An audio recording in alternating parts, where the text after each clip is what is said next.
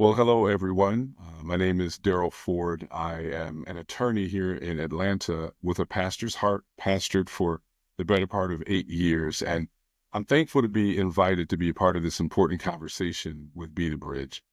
I'm honored to join you as we examine the executive orders that President Trump has issued since returning to office in January of 2025. So what are we going to do? Today, we're going to break down what these orders mean legally, what they mean economically, what they mean spiritually. We're going to look at the historical context that led us here, and most importantly, we'll discuss what we as the church and what we as the Be the Bridge community should be doing in response through both prayer, through education, and through action. So we should probably first start with what are executive orders? Obviously, this is a phrase that you've heard a lot over the last couple of weeks. And unless you are in legal environments, you may not know exactly what those are. So by way of just maybe review for some of you and maybe by introduction for others, executive orders are directives that are issued by a president of the United States. And those orders have the force of law. What do? They allow a president to manage federal government operations without needing approval from Congress. So they have to be based on existing laws. They have to be based on constitutional authority. Executive orders can significantly shape national policy. They affect everything from civil rights to environmental regulations. And this month has been a manifestation of that. So let's jump right into this month in review for January as we look at President Trump's executive orders and their impacts. What we saw in January is that President Trump wasted no time issuing several executive orders that reshape critical aspects of American policy. These orders affect civil rights, they affect economic justice, they affect environmental policies, they even affect the role of technology in society. So what we're going to do is just break down a few of the most significant ones. Obviously, there are several that we could bring up. We just don't have the time to go through each one, but I highlighted a few that I think we all, as both the Be the Bridge community and just communities of faith, things that we should really care about and be aware of. So the first is the executive order that effectively seeks to end diversity, equity, and inclusion, also known as DEI, and those programs. And the question is, what legal impact is that having? Well, what this order does is it eliminates these DEI initiatives in federal agencies that roll back protections that were meant to address systemic discrimination. Now, there's a lot that can be talked about, and I know Tasha and those that Be the Bridge have walked through certain aspects of DEI. Just know that there is this misnomer that DEI just simply means giving positions or opportunities to people who are not qualified. That is not at all what DEI is. DEI goes all the way back to the civil rights legislation of 1964 to make sure that qualified people from various backgrounds, underrepresented backgrounds, Black and brown backgrounds, are noticed and are given given attention, the appropriate attention that they were not getting before. We all know that implicit biases are real, and so because of that, there's for a long time certain Black and brown folks and women who just would not be considered for things, even if they were qualified. And so what DEA did was to make sure that all of the potential applicants to jobs, all of those who could be considered for certain positions, biases won't play a role in stopping them or precluding them from even being considered.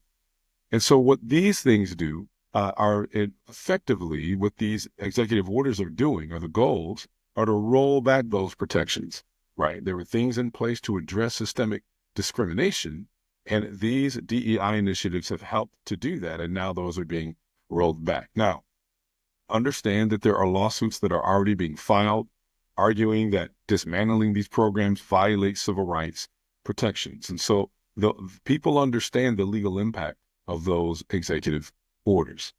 What about the economic and the policy end? Well, let's get down into the weeds a bit. Minority-owned businesses and federal employees who benefited from DEI initiatives, they now face new barriers. The rollback of supplier diversity programs could impact contracts that are awarded to businesses from historically excluded groups. And so there's a lot there, but we need to jump into kind of the spiritual impact too, right? As believers, we're called to uphold justice. We're called to uphold equity. The Bible reminds us in Micah 6:8 that we are to act justly and to love mercy. So ending certain programs like diversity, equity, and inclusion programs, it's not just a policy shift. It's a rejection of the efforts that have been in place to create a more just society. Second executive order that we'll look at, this may be something you might not think much on now, but I believe we should be thinking going forward. There's an executive order on energy production and environmental deregulation. Now, the legal impact of this order repeals climate-related regulations. It includes limits on fossil fuel production. Environmental groups are already challenging it in court, but there is a huge economic and policy impact too. Many will frame this as pro-business, but deregulation disproportionately harms communities of color who are more likely to live near polluting industries. So if you are in an underrepresented or under-resourced community, you have far more exposure to some of these environmental dangers. And so without some of the regulation in place, it's going to disproportionately impact Black and brown communities. That's something that we should care about. And again, when we think about the spiritual impact of that, this is something that many in communities of faith don't talk about enough. But if you remember what some people call the creation mandate or the cultural mandate in Genesis 2:15, God calls us to steward creation. He calls us to care for, to protect, to guard creation, to work and keep the garden.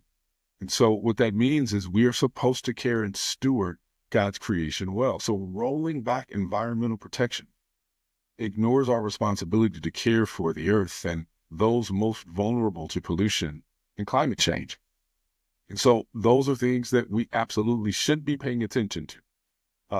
The third executive order is an executive order on artificial intelligence, also known as AI, and the policies that are connected to that. Now, when we talk about legal impact, this order prioritizes AI development, but it lacks provisions to prevent some of the algorithmic discrimination. In other words, you have a lot of bias that occurs within AI right now. There are certain things that AI will spit out that actually includes many biases that happen with kind of white-centered thinking, and so there are people who do stand to deal with certain outcomes when some of these policies are not made right. There's lawsuits right now over AI biases in hiring, in lending, and even in policing. They have found that even if you look at some of the AI algorithms that are used with some of the police apps that are used right now, there are times where the apps will automatically assume or look for criminality for people who have Black or brown skin far more frequently than they will people with white skin. So again, this disproportionate justice is something that we as believers should care about.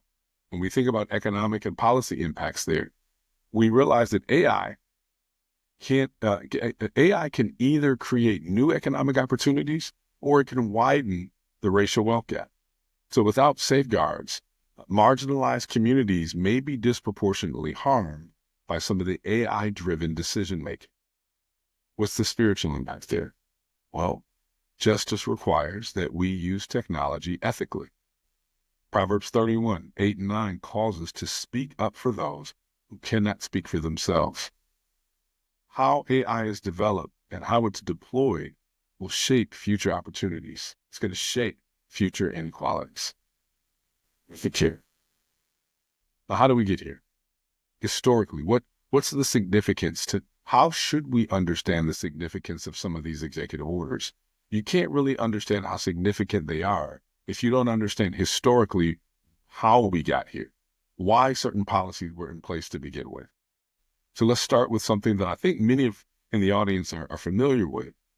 The Civil Rights Act of 1964. That was something that established protections that DEI programs sought to strengthen, right? So rolling back these programs undermines decades of progress. There's also the environmental justice movement that has fought for cleaner air and water in Black and brown communities for years. Deregulation threatens those hard-won gains.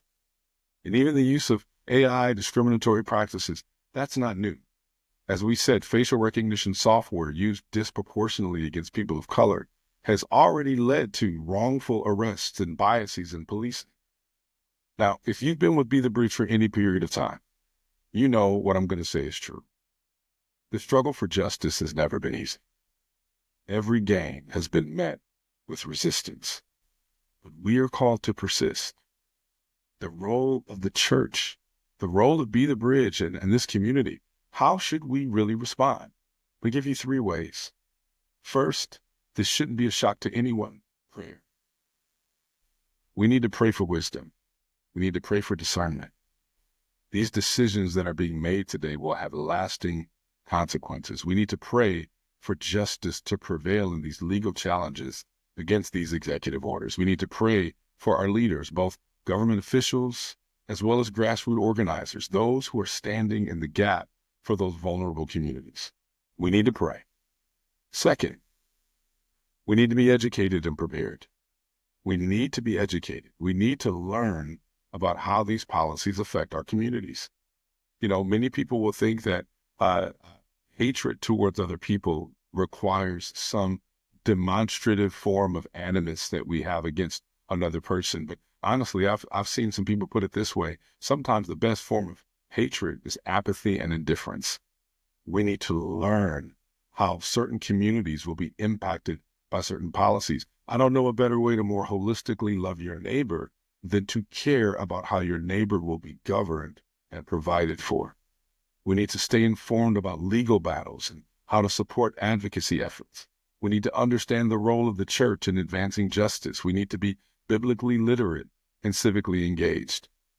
We need to care about an executive order that has been put forth to potentially end birthright citizenship. Executive orders that are completely separating immigrant families, in some cases, immigrant families where there has been no wrongdoing, and people are going without any type of due process and being ripped away. Here in Atlanta, I know of a church not far from where I live where police officers and ICE agents went into a church and took a man out from his family and took him away without even knowing whether or not he was documented. There's another school not far from my house where children were taken in the same manner without even knowing if they were documented. We need to be educated. We need to care. And third, we need to be able to take action. That means supporting organizations that challenge harmful policies, organizations like Be the Bridge. It means we need to hold elected officials accountable. Policy shifts can be influenced by public pressure. It means we need to amplify our voices in our community. Any community that's affected by these executive orders, we should be speaking up. Churches should be speaking up. It might be helpful to ask civic leaders as well as your pastors, hey, what are we doing?